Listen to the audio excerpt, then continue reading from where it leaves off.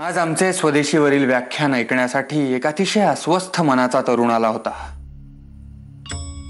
वासुदेव बळवंत फडके. शेतकऱ्यांच्या समस्यांवर आमच्या साऱ्यांप्रमाणेच त्याचेही हृदय व्याकुळ झाले होते.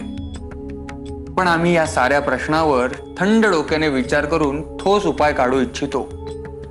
परंतु त्याच्या मस्तकात मात्र अंगारच पेटला असल्याचे आम्हास जाणवले. त्याच्याविषयी अधिक सांगावयाचे म्हणजे रमा, चल गर्भाधान सोहळ्याची तयारी करावयाची आहे. हो, आलेच मी. चल.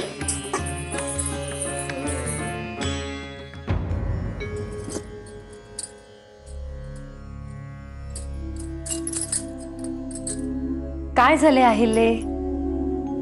अगं काय असेल ते स्पष्ट सांग ना. काही काम आहे का? नाही, म्हणजे तसे विशेष काही नाही. रमाचा गर्भधान सोहळा होणार आहे ना? मग त्याचे काय?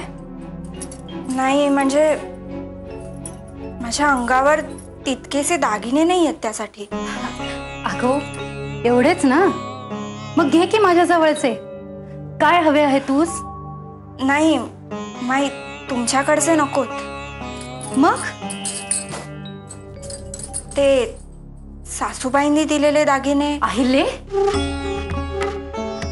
अगो काय डोके बिके फिरले की काय तुझे? मर्यादा आहे का नाही तूच?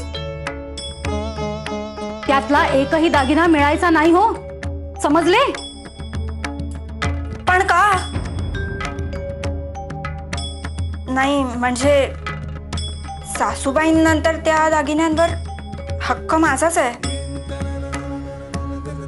अगो बाई, अहिल्ये, अगो अगो एवढीशी आहेस नखा एवढी आणि हक्कांची भाषा करतेस?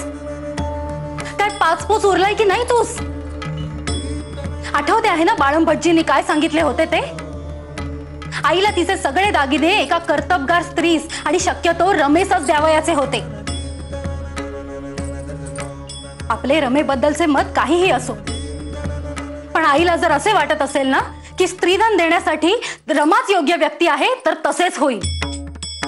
मी काय माझ्या आईच्या शेवटच्या इच्छेबाहेर जायची नाही हो. आणि एक सांगून ठेवते, कुणाला जाऊही द्यायची नाही.